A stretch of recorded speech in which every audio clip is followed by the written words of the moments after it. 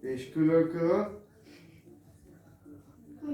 Menjél ölébe a télapónak, azt úgy mondja neki. Gyere ide. Na mondjad a verset. Még nem tudok. Épp várok ki egyet. Hullapályhást. Újra pályázva hívom, legyen kedves szívem. Minden gyermek várva, vidám nőnök hangja szám.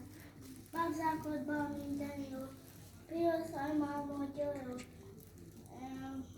Jöjj el. Kedves télapó. Már fejtettem. Jó. Megérdemli a csomagot, Mikulás bácsi? Megérdemli.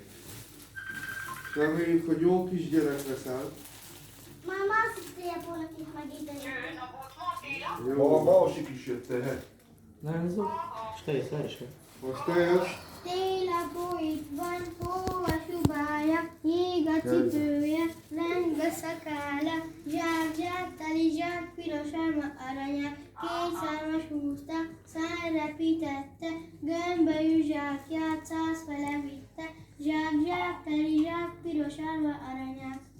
Jó, megérdemli. Ahogy eltoltunk is, köszönöm. Deniszka, majd majd lefényképezlek. Kér maga tejet?